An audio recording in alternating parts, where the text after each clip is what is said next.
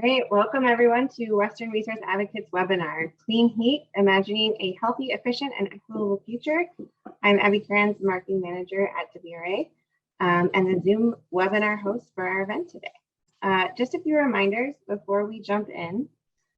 The webinar today will be 1 hour, and while the format is mostly a Q&A between our moderator and our panelists, we will be taking questions from our audience via Q&A.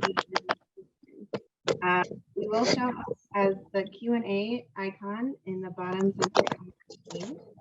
And we might not be able to get to everyone's questions. We'll try to follow up as needed if we can't get to your specific questions today. We also enabled closed captioning today, so you should see that as a CC feature on the bottom of your screen. You can turn that on and off as you wish throughout the webinar. And it's also being live streamed to Facebook and LinkedIn and recorded. So anyone who's registered today, whether or not you were able to attend, we will be sending a recording out via email in the next few days. So before I turn this over to our moderator, I did want to just take a second to thank our sponsors for today's event. So this is BOS Development, Conservation Colorado, Kind Design, and Torch Clean Energy. So WRA thanks all of our sponsors so much for their support. As a nonprofit, our work depends on donations and partnerships with businesses, organizations, and individuals throughout our region and beyond. Our generous sponsors and supporters allow WRA to bring you important programming and resources like today's webinars to share innovative solutions to the region's most pressing conservation challenges. And so I encourage everyone to visit westernresourceadvocates.org/donate to learn how you can support on-the-ground solutions to climate change today. And so with that, I will turn this over to our moderator, Stacey Tellinghusen. So Stacey is WRA's Climate Policy Manager. Stacey works to promote energy choices that avoid the worst impacts of climate change in the interior West by working with utilities, state and federal agencies, and key state decision makers. So with that, I will allow Stacey to take over.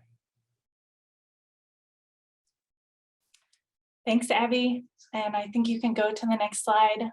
Thanks to everyone for joining us today to talk about this really important issue of decarbonizing the building sector.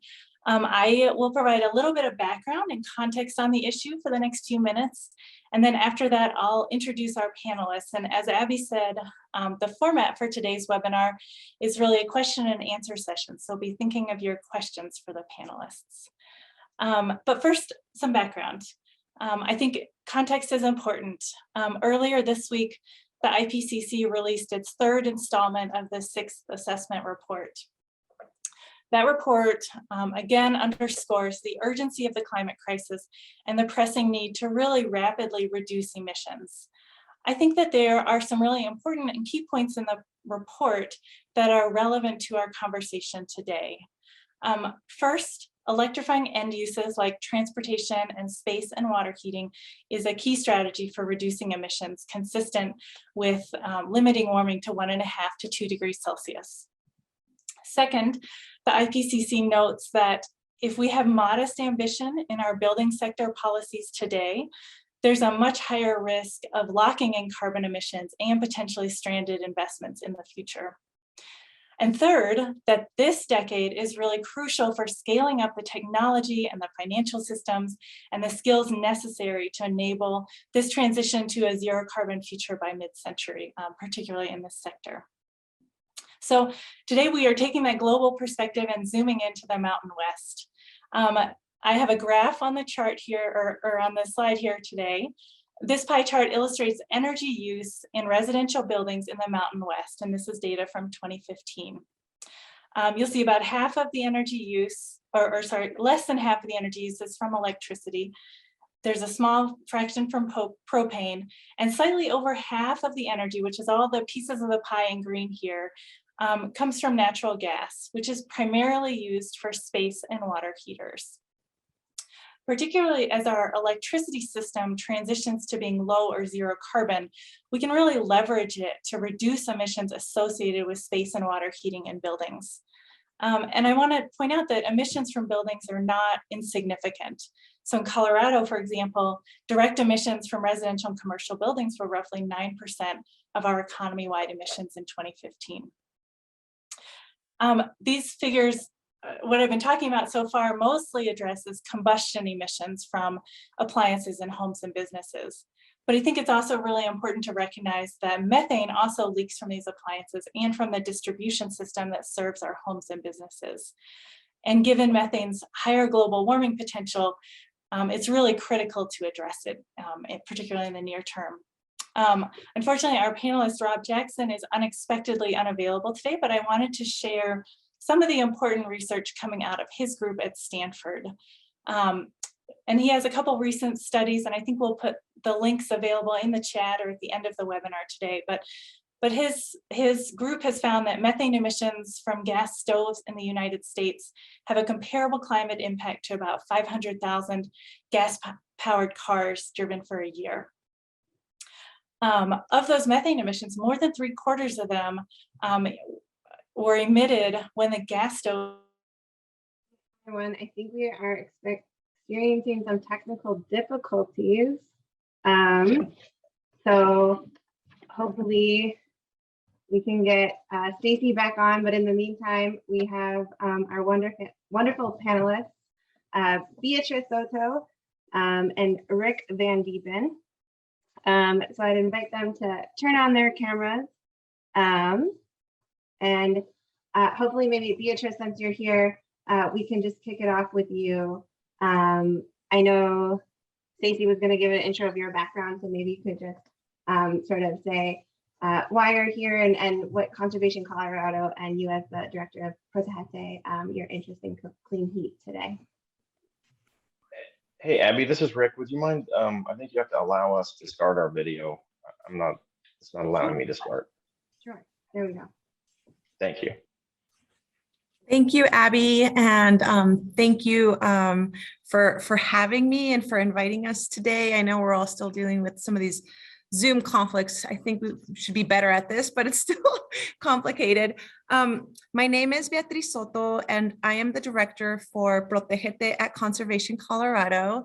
At Conservation Colorado, we are working on the policy and politics and educational component to protect our land, water, air, find solutions for climate change.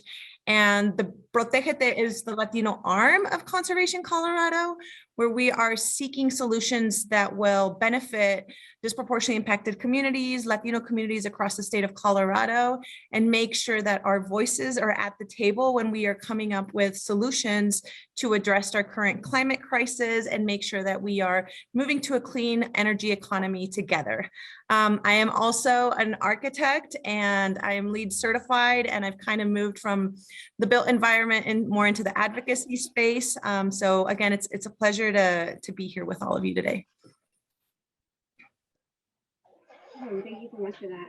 I think we can move. Mira, do you want to go next? Mira Flicking, our senior climate policy analyst at Western Resource Advocates, and we have Stacy back. Stacy, we're just doing a quick round of introductions, so I'll turn this over to Mira and then Stacy. Great, yeah. My name is Mira Fickling. I'm a senior climate policy analyst at Western Resource Advocates, where we are advocating for policies that can reduce greenhouse gas emissions. And for my part, I have a particular focus on the building sector. Before coming to WRA, I used to be a buildings energy modeler at the U.S. Energy Information Administration. So that's sort of the background that I come in with. And here we've been involved in all types of buildings legislation and regulation. I work primarily in Colorado, where I am also a member of the Environmental Justice Action Task Force and the Clean Heat Technical Working Group, implementing the recently passed Clean Heat bill that we will be talking about on this webinar today in Colorado. So that's a little bit about me, and I'll pass it on.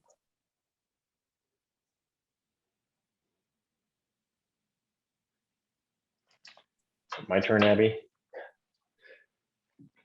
Rick, I'd be happy to introduce you now that I have internet back.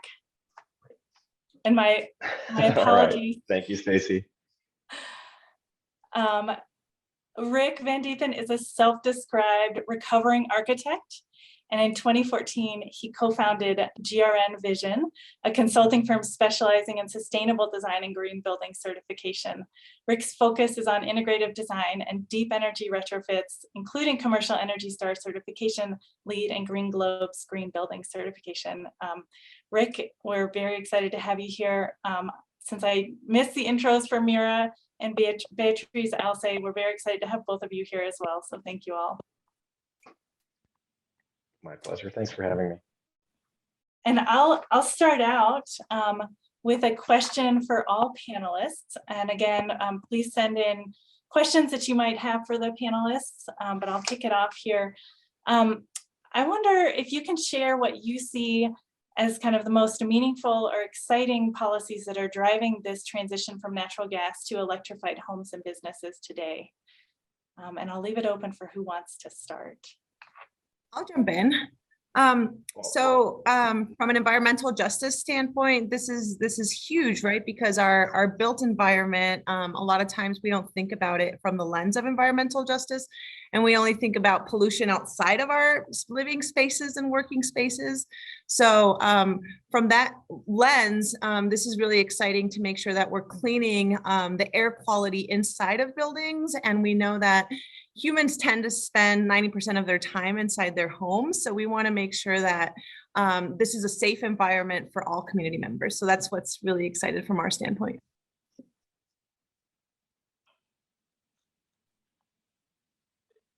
If I could go next, Stacy, I'm really excited about just the whole profession of architecture, how it's changed.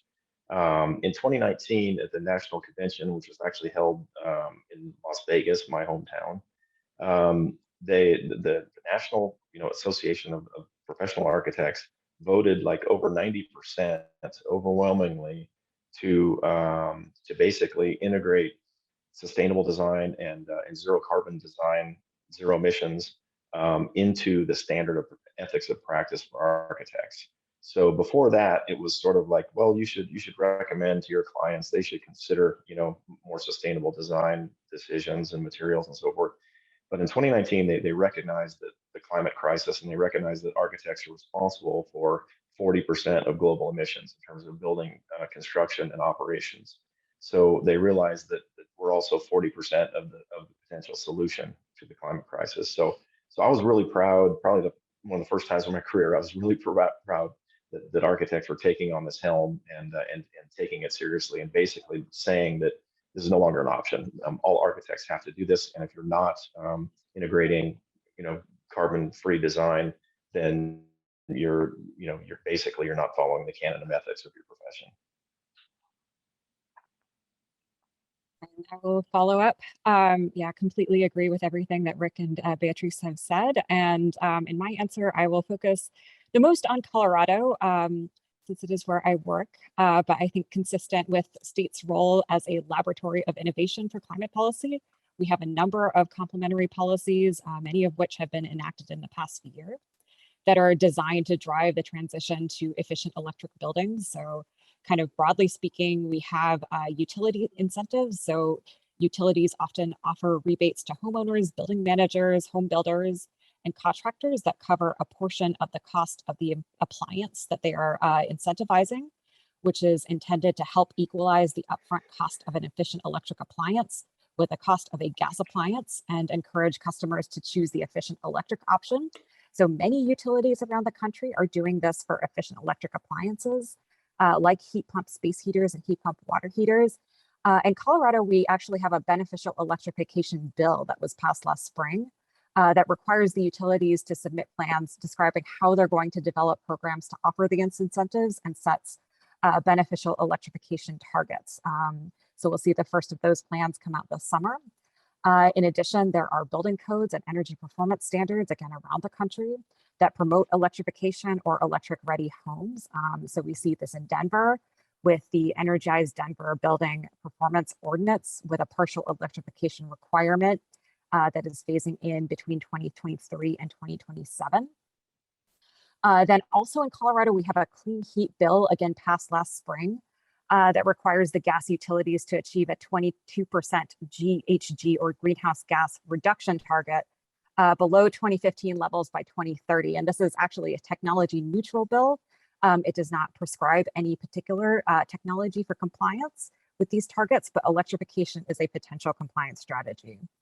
And then we also have a gas planning regulatory proposal at the Public Utility Commission that helps or requires gas utilities to engage in strategic planning towards making sure that we're not leaving stranded infrastructure assets on the system. So infrastructure that the utility would still need to pay for despite customers transitioning from the gas system to electricity. So that's a very, very brief 30,000-foot overview of some of the policies that we have going on, particularly in Colorado that are driving this transition. Thanks, y'all. Amira, your comments really highlight for me that there's no one single strategy to address emissions from the building sector, but a whole a set of different strategies to address these emissions and ensure this transition happens. And Rick, I think your comments are interesting about the role of the private sector, particularly in helping to drive this as well. Beatrice, you mentioned some of the public health benefits that excite you, and I wonder if you could say a little bit more about what you see as the public health benefits of electrifying appliances and improving the efficiency of homes.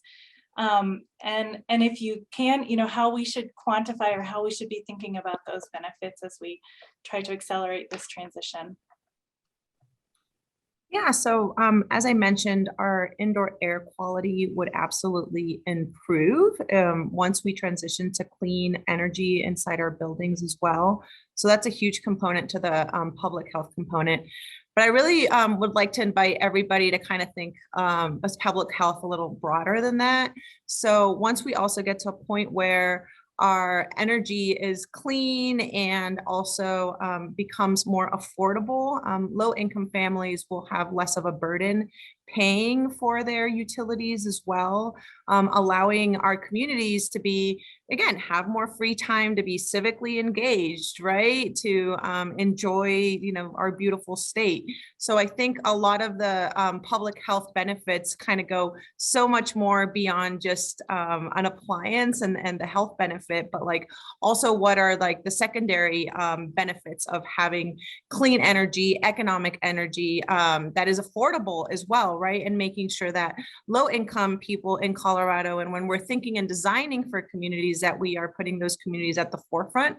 And something that I think can be really beneficial for these type of efforts is thinking of efforts like the Justice 40 at a federal level, where we are putting 40% of all investments towards beneficial electrification to those community members that have disproportionately been impacted by pollution, that are traditionally not at the table, and that sometimes we tend to overlook.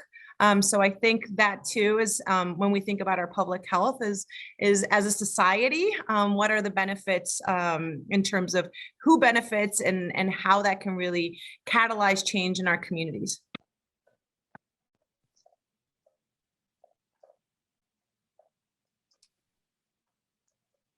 Thanks, Mira, Rick, anything that you want to add?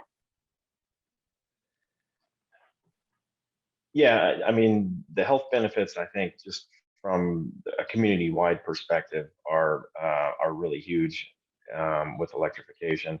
I mean, if you just look at some of the technologies that are out there with heat pumps and also heat pump water heaters.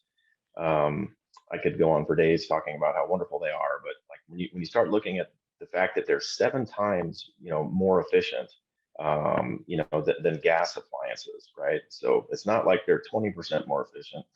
They're 7 multiplier times more efficient. So that's a huge savings and a huge help to the family budget, and as well as reducing the overall load on the environment. So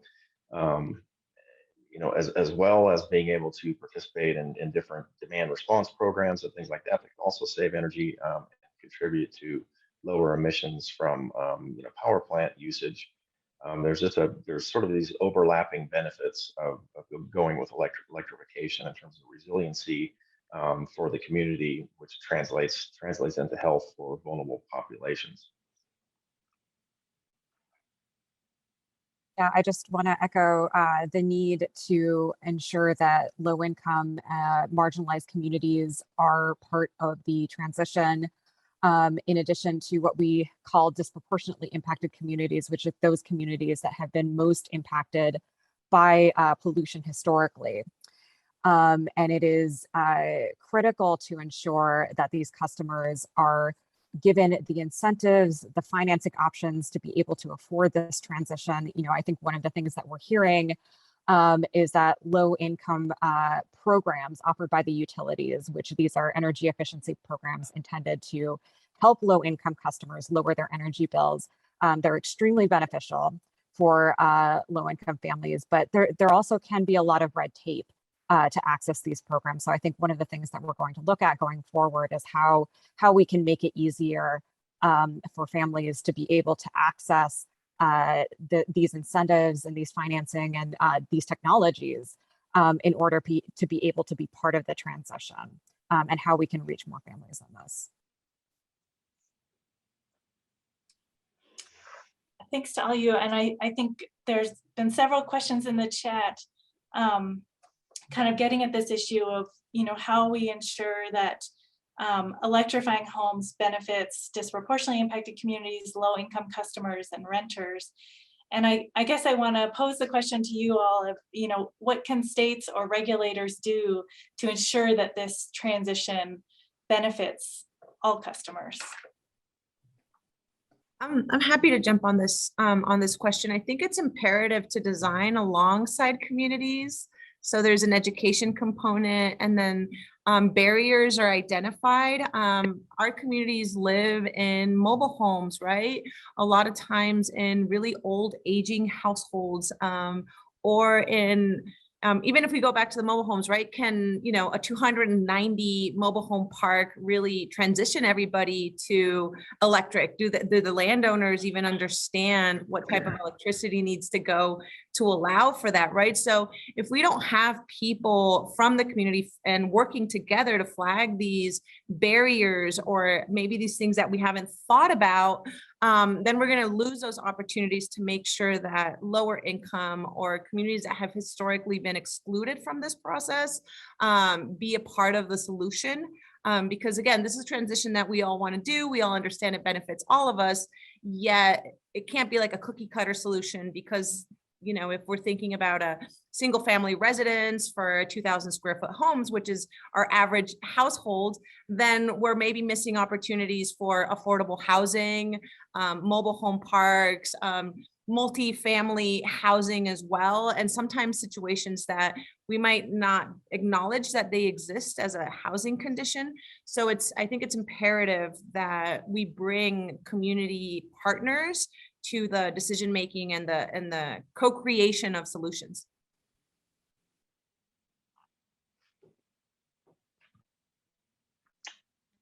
Yeah, I'm a huge believer in you know, a community-based approach to policy. So as well as design projects.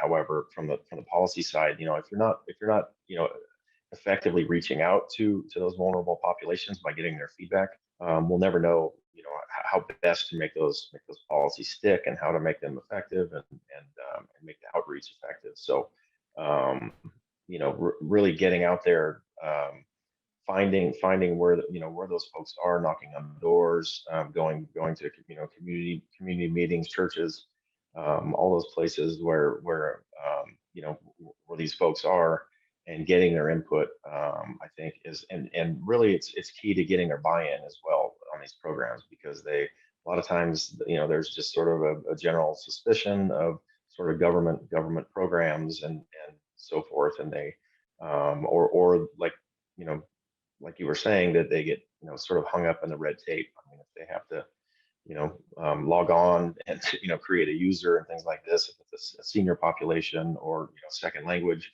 population, you're just going to turn off a whole bunch of possible users of those programs.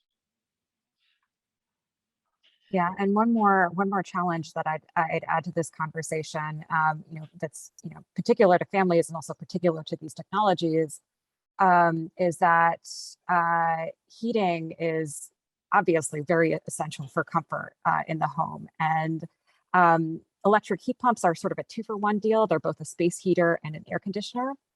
But in existing homes, those appliances tend to break down at different times. And replacing either your air conditioning or your heating is an emergency. It has to be done within a few days.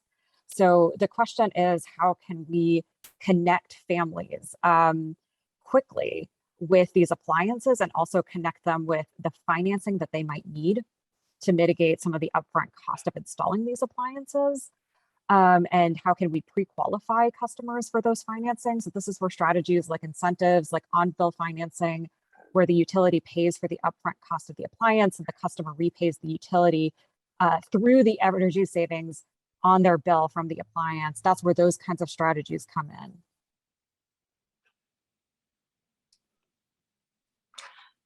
Those are great points. Thank you to all the panelists. And I think, Mira, you're sort of leading into how we kind of address some of the barriers to make this transition easier for the average homeowner who's looking to replace a broken furnace or air conditioner. I wonder if you or any of the other panelists want to talk about, what are some of the barriers that we see coming up in this transition over the next 5 to 10 years? Yeah, absolutely. Efficient electrification is cost effective in many markets and for new construction in particular, but right now, efficient electric appliances are a very small portion of the market and pretty nascent. And many of the barriers to electrification flow from this. So for example, heat pumps are roughly 2% of Colorado space heating appliances.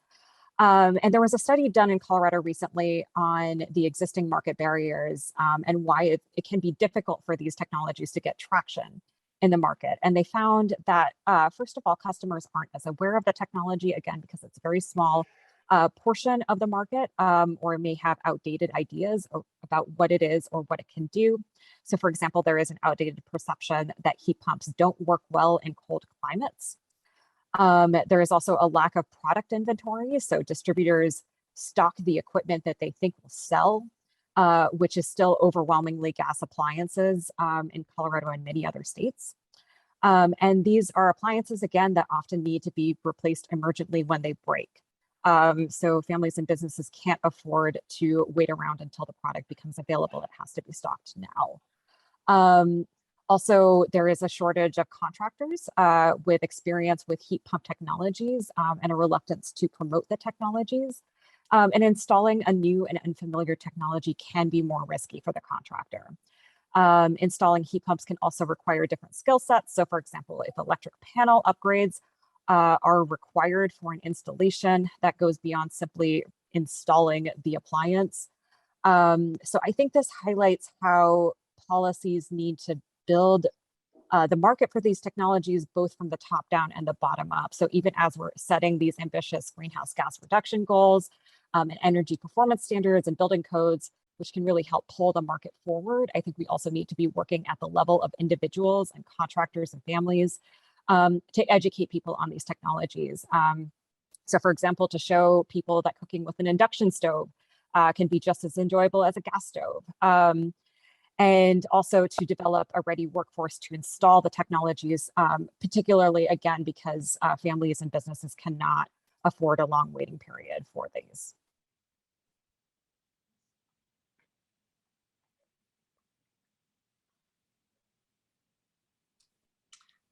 Rick, Beatrice, anything that you'd like to add?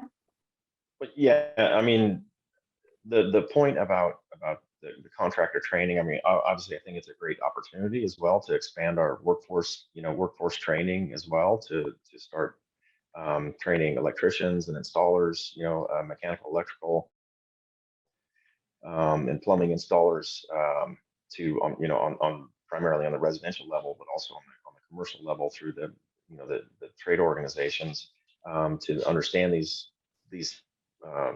technologies and be able to sort of expand their markets and expand their business. So really, you know, we have to appeal to you know, they're never going to be interested in selling a niche product and warehousing a niche product and everything, right? They sell what's easiest. So you know, there has to be incentives for them on the education side and on the cost side as well, so that you know, they get a little kickback from the utility or something, you know, when they're selling this equipment.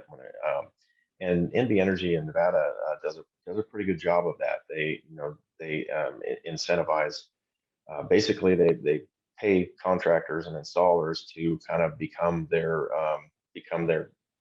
advocates and their salespeople, right? So hey, if you sell these products, you know, we'll give you an incentive to do that for us. So so there are ways to do that, and then also just you know, getting those installers past this idea that, like, if it's a gas appliance, I have to swap it out with another gas appliance, you know. So that's not something you can rely on the homeowner to ask that kind of question. They may not even know what kind of fuel that they have up on that package unit on the roof. So we really have to rely on the installers and contractors to basically make that help the customer understand that, and also to reduce the time to install that equipment, you know, because like Mira was saying, sometimes it's like, hey, I have to get this fixed by tomorrow, you know. So just put the same thing up there. I don't want to, you know, I don't want to mess with it. Yeah, I don't know if I would add a lot more than what Mira and Rick have said. I think they really touched on all the points. I would just add, I think another huge component that the end user should really understand are the health benefits. A lot of times, I feel like that is it's missing as part of the narrative of beneficial electrification. And that really moves people when you talk about their health impacts and how their overall well-being will improve. And then that kind of helps break down some of those barriers around new technology and, you know, an unknown or the cost implication. Because at the end of the day, everybody's looking out for their personal health and the health of their family. So if we can center that as part of the conversation, I think we'll have just better outcomes. Thank you all. Rick, you touched on sort of the need to have a workforce of installers and people who are knowledgeable about the equipment, can go out, talk to the homeowner about it, and install it. And there's a workforce transition or some workforce training there. I think there's also kind of a broader workforce transition too, from you know, potentially affecting people who are installing natural gas distribution lines to potentially, you know, more electricians. And, you know, we've sort of addressed this transition in other sectors, but I wonder if any of the panelists want to talk about or can share kind of best practices that they have seen for helping to support this workforce transition as we move forward.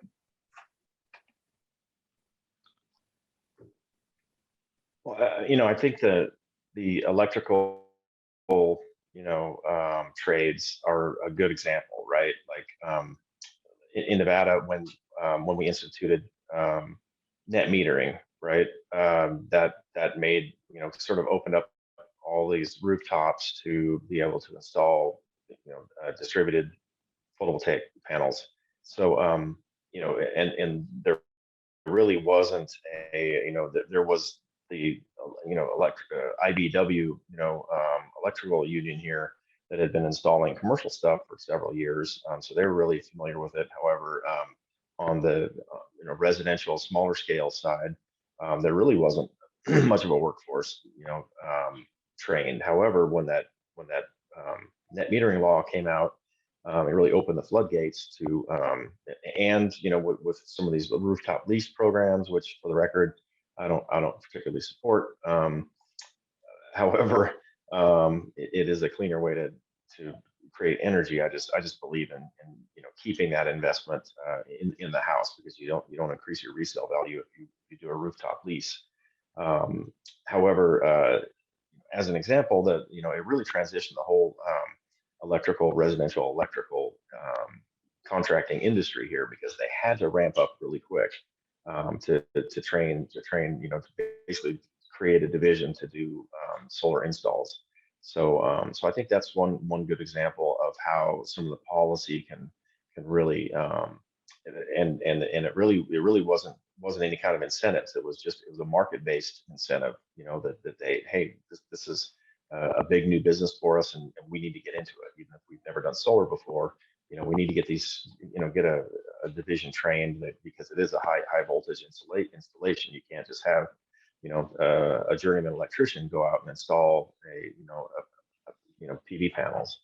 So and it's a little different for electric hot water heaters, heat pumps, things like that. Those are standard installation. However, there's just a little bit of that they're a little more complicated, so they have to learn to do programming and basic stuff like that. So I think it's fairly easy, and I think with a mix of incentives and training and outreach to those contractors, it could ramp up very quickly, just like the solar industry did here. I would like to add to what Rick is saying, and also kind of reimagine, really diverse workforce that has different cultural backgrounds and languages, because a lot of our households are monolingual Spanish speakers or from a different culture, different religion, right? And sometimes it's really scary to have kind of somebody from outside of your culture come into your household, right? This is your private safe space, and try to sell you on a new technology. It's like even recognizing those cultural barriers amongst our very diverse community. We need the workforce to look like the community as well, right? And be very intentional to train different workforce so we can get to our goals quicker, right? Because this is really what's going to catalyze that domino effect, where communities will understand, because the information is coming from somebody that can really speak to them and meet them where they are. And then the other thing too is that we can think about the workforce too as who is doing construction, right? And expanding onto building science and how buildings behave and what their role as a builder and what the different opportunities are within the industry. A lot of times we don't tend to think about apprentices or even people in other trades that interact with each other, and they're excited about growing their own career. And I think there's definitely opportunities to think about, framers and drywallers and so many other trades, and how we can start to diversify the mechanical and the electrical field as well, so we can achieve all these goals a lot faster.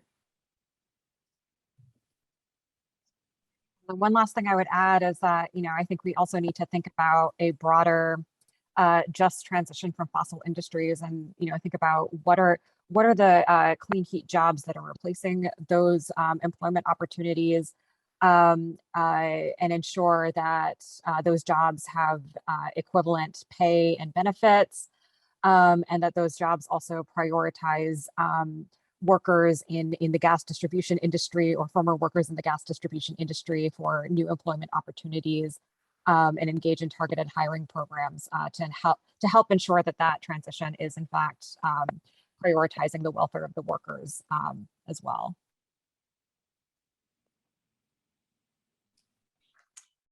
Yeah, thank you. And hopefully there are lessons learned from the transition that is underway in the electric sector that can be applied to decarbonization of our building sector as well, and workforce transitions in particular.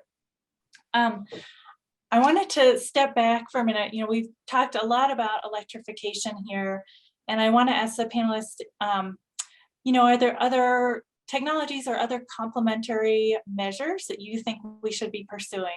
And I say we, I mean our utilities, our states, through incentives and legislation.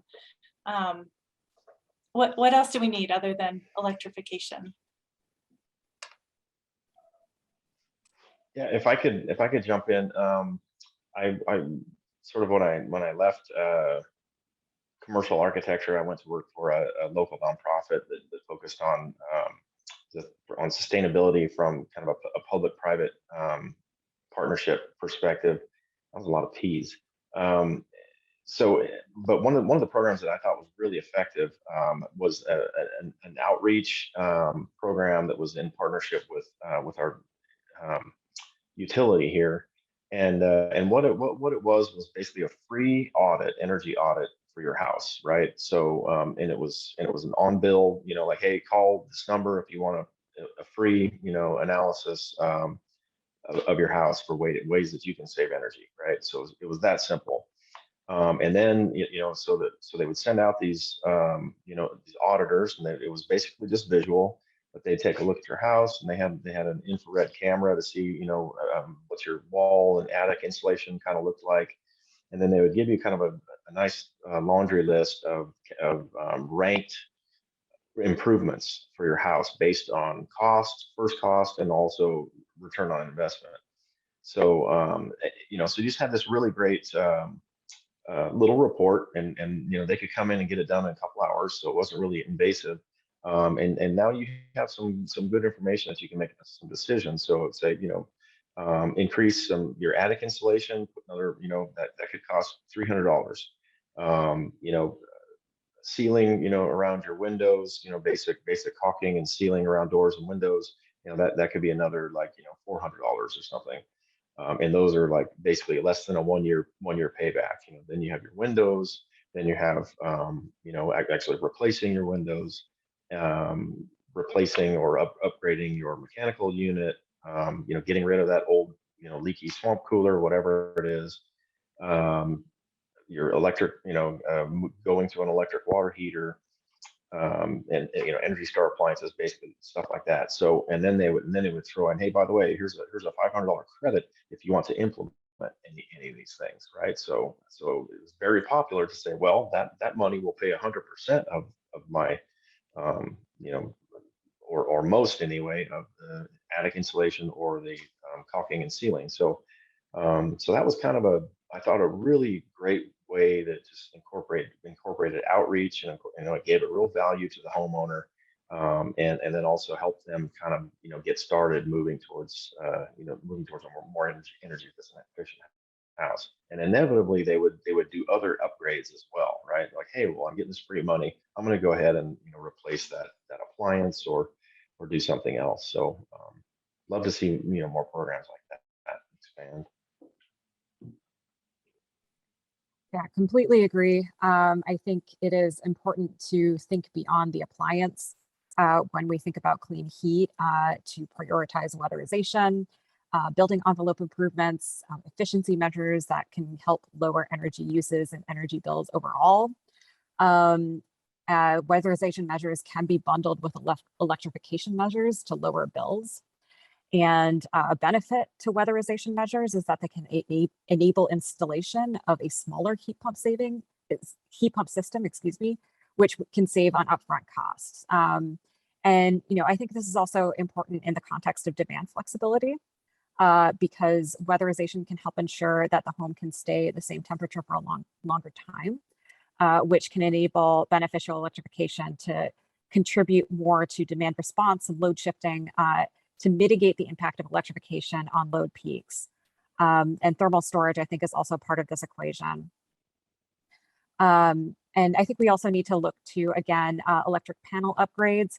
Not every home needs these to install an electric heat pump, but there are tens of millions of homes in the United States that would if they were to install a heat pump. So I think it's important to both have electric-ready building codes to ensure the new buildings that we build will not require upgrades later on, and then also make sure that electric panel upgrades can be rebated as part of incentive programs and make sure that financing is available for those. So again, I'd like to throw in one other point. Sorry, Rick. Go ahead, Beatrice.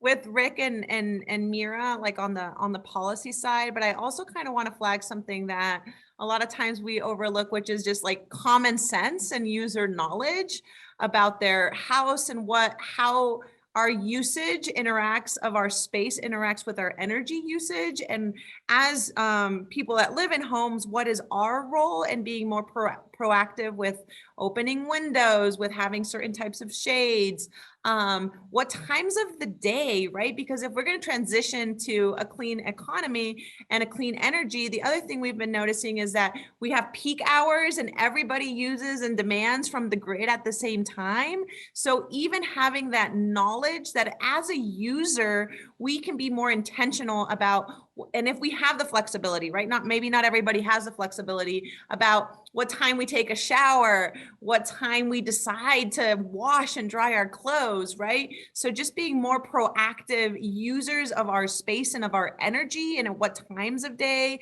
and what can we use to be active in our own space to avoid and depend so heavily on technology to cool and heat our homes when there are other passive ways, even in existing buildings, that we as a user can be proactive. And I know this isn't necessarily a policy solution, but I think the education component about what our role is as a user in energy usage and in how we can improve by changing some habits can also be a huge component to making sure that we are just making it easier for us to transition to beneficial electrification as a community and as a whole.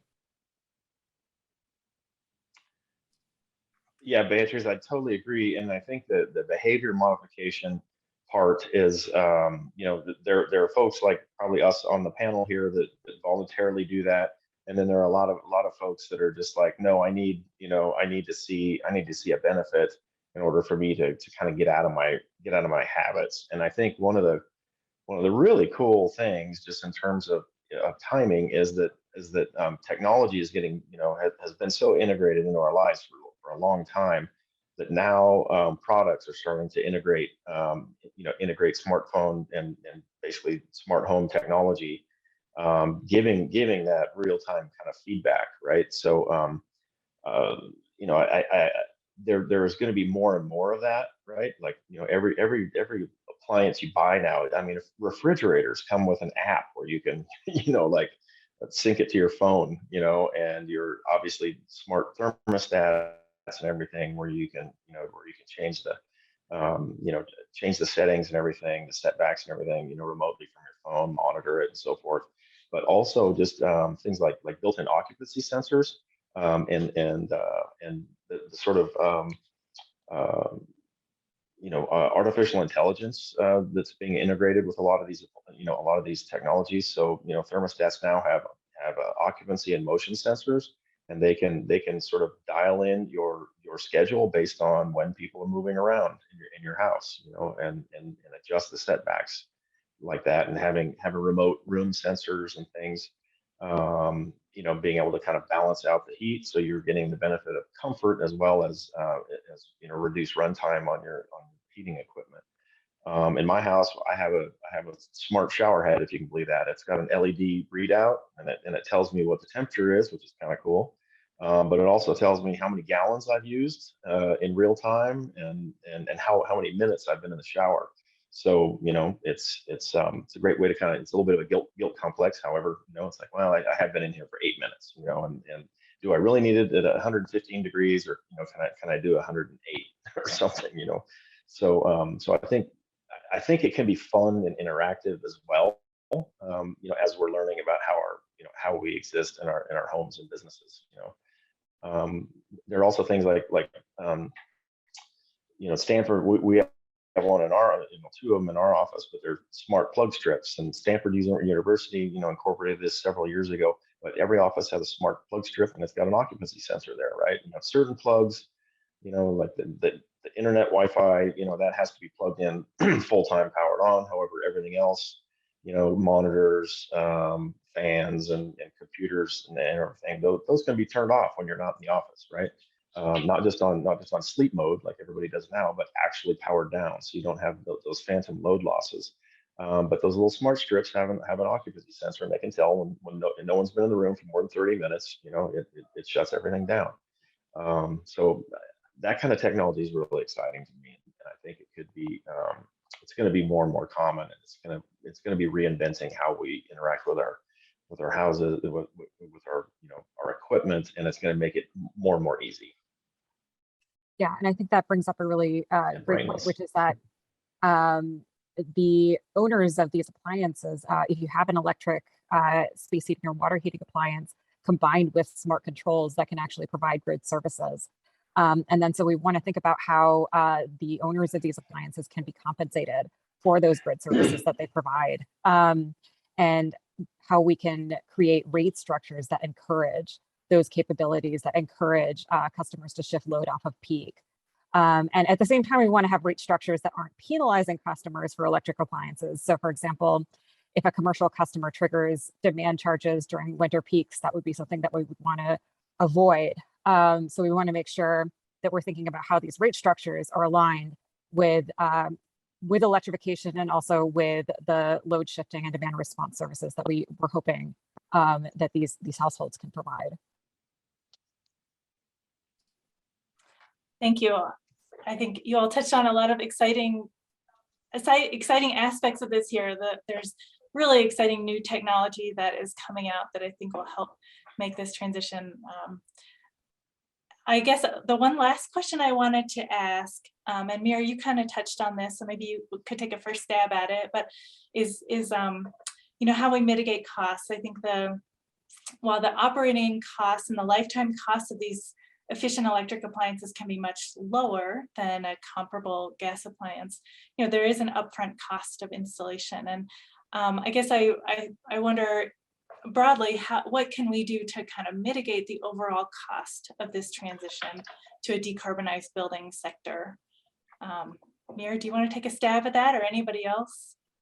Sure, yeah, I think energy costs are at the forefront of everybody's minds this winter, where a lot of us who use natural gas are paying some very high heating costs. And I guess I would sort of separate this question out into three buckets: the upfront cost of the consumer, the energy cost, and then the system cost.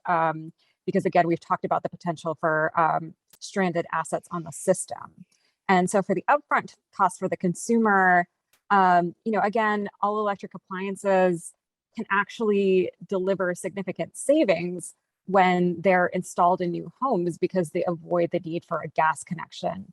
And overall, there was a recent study in Colorado by the Southwest Energy Efficiency Project that showed that when we avoid the need for a gas hookup, that can save a couple $1,000s relative to new homes with gas in Colorado by avoiding that connection. And this is a couple $1,000s again overall. I think there is a challenge though with replacement appliances, and again, you have this sort of dynamic where these heating and cooling appliances are replaced in a hurry, and they're replaced on a sort of asynchronous schedule where the heat pump really is providing heating and cooling services, but typically only one of those appliances breaks down at a time. So there is that question of the upfront cost, and how do we make sure that the upfront cost of a heat pump is not overwhelming compared to the upfront cost of gas furnace or of an air conditioner. So, again, I think the answer is, how can we finance? So we're looking at strategies like incentives, strategies like on-bill financing to sort of equalize that cost and make these appliances affordable upfront for the customer. Then there's the energy cost. In general, gas prices are more volatile than electricity prices. So for example, EIA this fall projected that natural gas bills would increase by 30% this winter, electric bills only by 6%. So when natural gas prices are high, electricity can save money on bills. It is this winter. So for example, Excel testified in the fall that electric heat pumps this winter would save about $140 on average for the average homeowner relative to gas in Denver. But when gas prices are low, gas is cheaper to use than electricity. So our goal is to keep bills both consistent and consistently low. And I think this is where complementary measures like efficiency and weatherization come in that can lower bills. So according to the Department of Energy, the average weatherization project can save about 20% on home heating costs, and that would more than outweigh the additional average cost of electricity compared to natural gas. And then finally, we need planning again to mitigate the risk of stranded assets. And this is particularly important for low-income customers and marginalized community. We need to make sure this transition is managed. We certainly want to avoid stranded assets. So we need to make sure that low-income customers, renters, marginalized communities in particular, have the opportunity to be part of the transition so that they're not the last ones on the system. We need to make sure that we're managing gas utility investments, exploring non-pipeline alternatives like electrification and efficiency in place of investments in pipeline capacity, and then also maybe exploring strategic retirements of pipe rather than repairs where we can. In fact, in Colorado, there is a proposal to start gas infrastructure planning, which asks the utilities to start strategic planning alongside their plans to increase clean heat technologies and meet their GHG reduction goals. And this is basically the start of a process to ensure that we're being really strategic in these investments to minimize the overall cost to the system and make sure that energy is affordable to everyone throughout this transition. Thank you. Yeah, and if I could just jump in real quick, Stacey. You may have mentioned it, Mira, however, but stranded assets, for those of us, can you kind of explain what exactly that is? Yeah, of course. So basically, we make a lot of investments in the gas system every year. Those investments have typically a very long lifetime, decades of lifetime in them. The potential issue is with a transition to electricity. If we have customers then leaving the natural gas system, but we have a lot of fixed costs still left for the utility to pay, then the customers that are still left paying gas bills that are still left on the system would be responsible for those costs in order to keep the overall system solvent. So what we want to avoid is a situation where a small number of customers are paying for a large amount of fixed infrastructure that is already in place. Got it. Thank you. Thanks, Mira. Thanks, Rick. I wanted to actually, I know we're at the top of the hour, so I wanted to thank all three of you for sharing your expertise and your thoughts and insights with us today. This has been excellent. I think I know I'm due to turn this back over to Abby, but I wanted to offer anybody, if you want to give any last parting thoughts or things that you think audience members should be considering. And actually before that, I wanted to also say thank you to all the audience members. We got a ton of questions. We obviously did not get to all of them. So thank you for all of those questions. Beatrice, Rick, Mira, any parting thoughts? No, just thank you. Yeah, I just one quick thing. Our timing's impeccable, Beatrice. Sorry, but I wanted to just kind of give one last thought that, you know, finding that balance between you know, the market incentive for the installers, as well as the savings to the customer. I really do think that is the sweet spot that you know, policy and also you know, energy utilities and public utility commissions really need to focus on.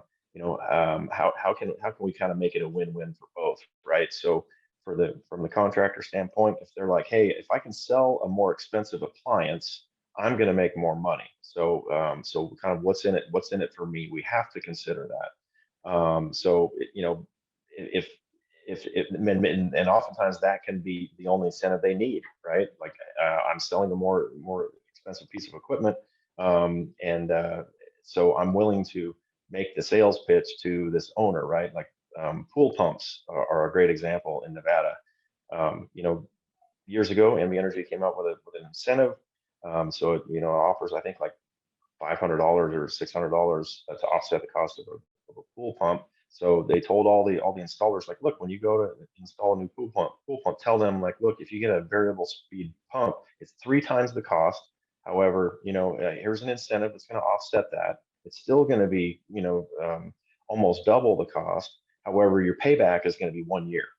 And that's usually enough for people to say, hey, and divide that cost by 12 months. I'm paying an extra, $30 a month, and then I'm going to be saving half. My energy bill is going to be half for the next 10 years. Like, everybody does it. So I think that's a good example, and that would apply to heat and water heating and everything.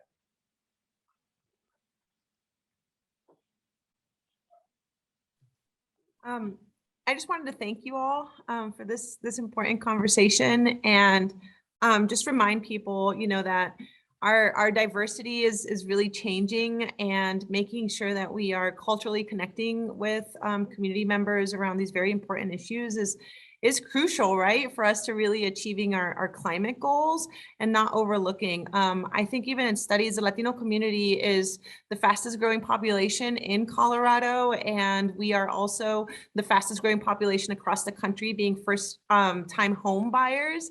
So I think there are huge opportunities to make sure that everybody has access to this information, and that we're not leaving any community behind, and that we are also finding solutions for low income and housing, regardless of race and immigration status too, and eliminating all the barriers possible that do not allow people to transition in an equitable way to clean energy. So again, I thank you very much, and I'm excited to see the future of a clean economy.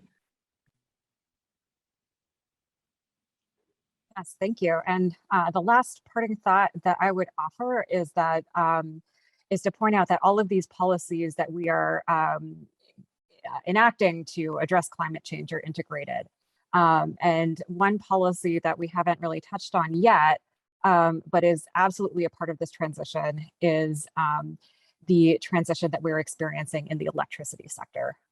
So here in Colorado, electric utilities are poised to reduce their greenhouse gas emissions by 80% by 2030.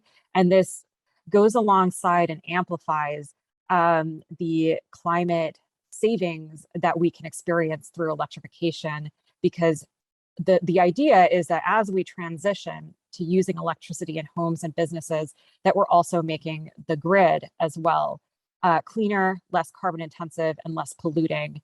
And this is the transition that affects all of us across Colorado, because of the climate impacts that we're experiencing in the state, but also because of the pollution impacts as well. Again, as we are cleaning up our electricity sector, we are reducing pollution in these disproportionately impacted communities. And at the same time, the idea is that we will be addressing indoor air pollution impacts as well, which is something that we haven't really touched on much in this webinar, but I think is a key consideration. There have been studies done showing that burning natural gas in our homes, particularly for cooking, emits indoor air pollutants, and reducing these will have positive health impacts for families, reducing asthma and respiratory issues, and that goes alongside all of the environmental justice issues that we're working on with respect to our electric grid and pollution in the state. So all of these policies need to work together in order to accomplish our goals. This is going to be a lengthy transition. It will not happen overnight, but through to 2050, we need to invest in the long-term infrastructure that we need to eventually decarbonize by that date. So this is going to be a marathon, not a sprint, but very important to start this transition right away so that it can be managed in a manner that is equitable and reduces energy bills for families and businesses alike. Thank you, and thanks again to all the panelists. Thanks to everybody who's stuck with us, and I'm sorry we're over time, and I'll pass it back to Abby. Yeah, thank you so much to all our panelists, Mira, Rick, and Beatrice. I learned so much last hour. It was a great conversation, and thanks to Stacey for moderating once again. So that's it. I think we're just going to wrap up by thanking everyone for attending. Watch out for a recording, even if you didn't attend but registered. That should show up in your inbox in the next few days. It'll also be available on our website. under our webinar section of our website. And then just one more plug. If you're interested in supporting WRA's clean heat work and other on-the-ground climate solutions, visit westernresourceadvocates.org/donate. And yeah, thanks everyone for attending, and hopefully we'll see you in our next webinar. That's all.